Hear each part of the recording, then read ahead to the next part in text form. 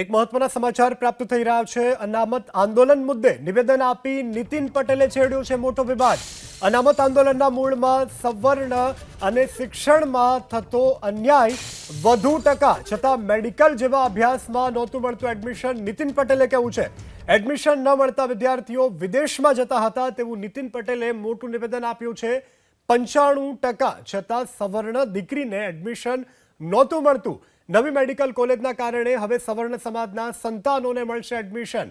તો અનામત આંદોલન મુદ્દે નીતિન પટેલે મોટું નિવેદન આપ્યું છે। અનામત આંદોલન વિશે આ નિવેદનને લઈ અને તેઓએ કહ્યું છે કે સવર્ણ દીકરા દીકરીઓને એડમિશન નહોતા મળતા જેને કારણે તેઓને વિદેશ અભ્યાસ માટે જવું પડતું હતું, પરંતુ હવે મેડિકલની જે સુવિધાઓ છે તે વધારવામાં આવી છે કોલેજની, જેને કારણે હવે દેશમાં રહી અને વિદ્યાર્થીનીઓ ખાસ કરી અને અભ્યાસ કરી શકે છે। વધુ ટકા હોવા છતાં પણ એડમિશન ન મળતા અને આખરે વિદ્યાર્થીઓ વિદેશમાં ભણવા માટે જતા હતા। 95% છતાં પણ સવર્ણ દીકરીને એડમિશન નહોતું મળતું તેવું નીતિનભાઈ પટેલે મોટું નિવેદન આપ્યું છે। તો નવી મેડિકલ કોલેજના કારણે હવે સવર્ણ સમાજના સંતાનોને મળશે એડમિશન। આ અનામત આંદોલન કેમ થયું? અનામત આંદોલન એટલા માટે થયું કે 90% 95% માર્ક્સ સામાન્ય વર્ગના બિન અનામત વર્ગના છોકરા છોકરીને આવે, પણ 95% આવે, 92% આવે તો પણ એને કદાચ મેડિકલની સીટો ગુજરાતમાં કે ભારતમાં ઓછી હતી ત્યારે એડમિશન નહોતું મળતું। હવે વધારે એડમિશન લેવા હોય ત્યારે ના મળે એટલે જ્યારે બહુ જ ટકા આવ્યા હોય એ વિદ્યાર્થીને અસંતોષ થાય, એના મા બાપને અસંતોષ થાય, એના કારણે આ આંદોલન થયું। તો અનામત મુદ્દે નિવેદન આપી અને નીતિન પટેલે મોટો વિવાદ છેડ્યો છે। અનામત આંદોલનના મૂળમાં સવર્ણ અને શિક્ષણમાં થતો અન્યાય વધુ ટકા છતાં પણ મેડિકલ જેવા અભ્યાસમાં એડમિશન નહોતા મળતા તેવું નીતિનભાઈ પટેલે કહ્યું છે। એડમિશન ન મળતા વિદ્યાર્થીઓ વિદેશમાં જતા 95% છતાં સવર્ણ દીકરીને એડમિશન નહોતું મળતું।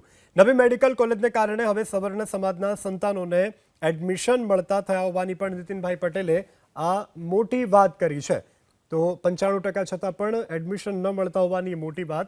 આ સાથે અનામત આંદોલન મુદ્દે પણ તેઓએ વાત કરી છે। અનામત આંદોલન મુદ્દે નિવેદન આપતા નીતિન પટેલે કહ્યું છે કે આંદોલનના મૂળમાં સવર્ણ અને શિક્ષણમાં થતો જે અન્યાય છે તે મૂળભૂત કારણ હતું, કારણ કે વધુ ટકા હોવા છતાં પણ મેડિકલ જેવા અભ્યાસમાં એડમિશન નહોતું મળતું અને એડમિશન ન મળતા વિદ્યાર્થીઓ વિદેશોમાં જઈ અને અભ્યાસ કરતા હતા। તો અનામત આંદોલન પાછળનું જે મૂળ કારણ હતું તે નીતિનભાઈ પટેલે જાહેર મંચ પરથી એક કાર્યક્રમ દરમિયાન આપ્યું છે અને હાલ તો આ નિવેદનને લઈ અને વિવાદ પણ છેડાવ્યો છે।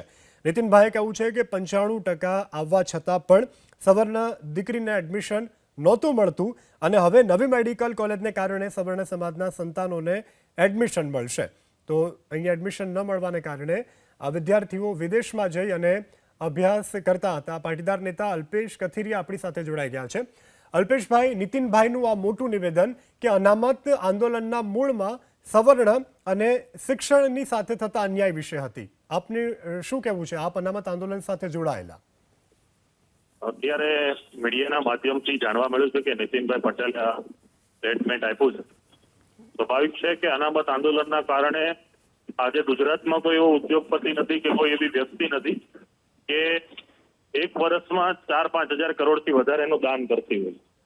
જ્યારે અનામત આંદોલનથી સમગ્ર સવર્ણ સમાજની અંદર જુદી જુદી ગ્રાન્ટો, જુદી જુદી યોજનાઓ, સ્કોલરશીપો સહિત તમામ આંકડો મેળવવામાં આવે તો વર્ષે 4 થી 5 હજાર કરોડ રૂપિયા વિદ્યાર્થીઓને, નોકરિયાત લોકોને અને જે કોઈ પણ આને લોનો લઈ રહ્યા છે દરેકને અલગ અલગ યોજનાના મારફતે મળી રહ્યા છે।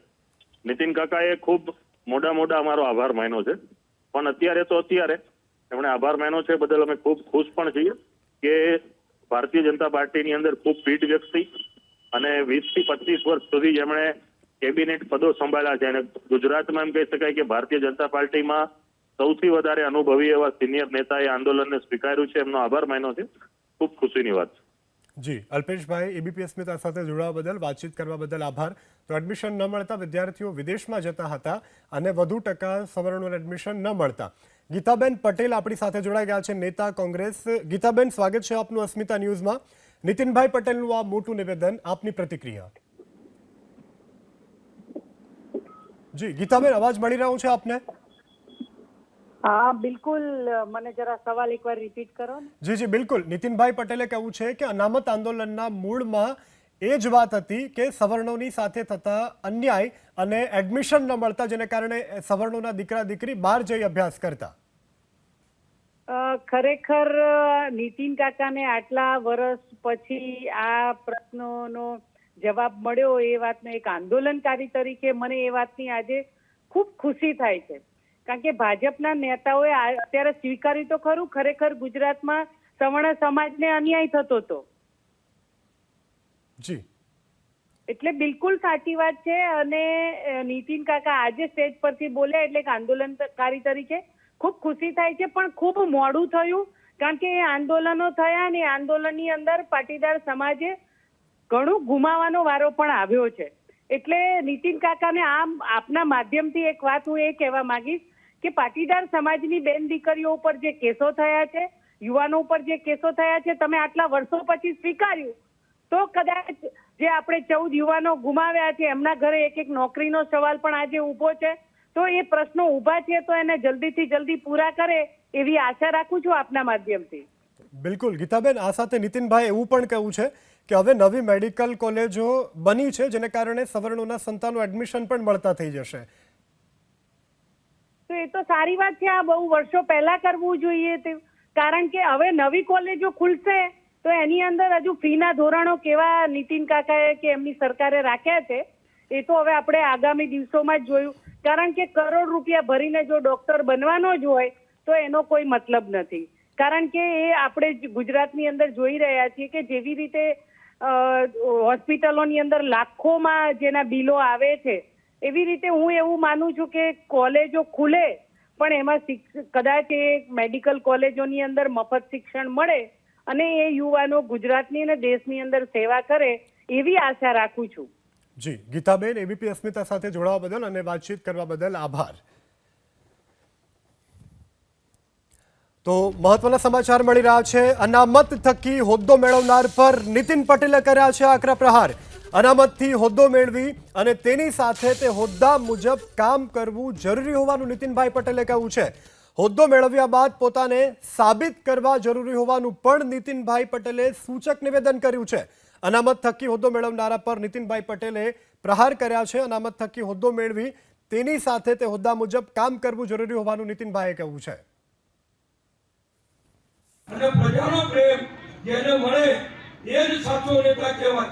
હોદ્દો મળે નહીં, હોદ્દો તો અનામતના કારણે મળે, બીજા કારણે મળે.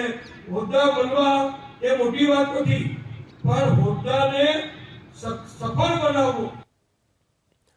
તો નીતિનભાઈએ કહ્યું છે કે હોદ્દો પ્રાપ્ત કરવો એ કોઈ મોટી કે નવી વાત નથી, પરંતુ નેતા એ સાચો કહેવાય કે જેને જનતાનો પ્રેમ મળે. નીતિનભાઈ પટેલનું આ સૂચક નિવેદન અનામતથી હોદ્દો મેળવી અને તેની સાથે તે હોદ્દા મુજબ કામ કરવું જરૂરી હોવાની મોટી વાત કરી છે. દિનેશ બાંભણિયા આપણી સાથે જોડાઈ ગયા છે, પાટીદાર અગ્રણી છે. દિનેશભાઈ, સ્વાગત છે આપનું અસ્મિતા ન્યૂઝમાં. નીતિનભાઈના આ બે નિવેદન, અનામત થકી હોદ્દો મેળવનારા ઉપર પણ પ્રહાર કર્યા છે આંદોલન થકી, અને ત્યારબાદ તેઓએ કહ્યું છે કે સવર્ણ દીકરા દીકરીઓ સાથે થતો પહેલા અન્યાય જે હવે નવી મેડિકલ કોલેજને કારણે એડમિશન સહેલાઈથી મળી જશે. આપની પ્રતિક્રિયા? 2015માં જ્યારે પાટીદાર આંદોલન થયું ત્યારે નીતિનભાઈ પટેલ એવું કહેતા હતા કે અનામતની કોઈ જોગવાઈ શક્ય નથી અને અનામત ખોટું છે, આંદોલન ખોટું છે. આજે 10 વર્ષ પછી અમને જ્ઞાન થયું છે, ખૂબ આવકારદાયક છે અને અભિનંદનને પાત્ર છે કે પાટીદાર સમાજના આંદોલનથી જે દીકરા દીકરીઓને ફાયદો થઈ રહ્યો છે તેને લઈને નીતિનભાઈ પોતે જ આજે એના ગુણગાન ગાઈ રહ્યા છે. એટલે અમને અમારું આંદોલન સાર્થક થતું હોય એવું પ્રતીત થઈ રહ્યું છે. નીતિનભાઈ આ બાબતે હજુ પણ ઝવેરી કમિશનના રિપોર્ટને પણ ચેલેન્જ કરે અને એની સાથે વાતચીત કરે, અને જે અત્યારે પંચાયતી રાજ, સ્થાનિક સ્વરાજની ચૂંટણીઓમાં પણ જે અનામતનો પ્રશ્ન છે તેમાં નીતિનભાઈ અમને મદદ કરે. જી દિનેશભાઈ, એબીપી અસ્મિતા સાથે જોડાવા બદલ અને વાતચીત કરવા બદલ આભાર.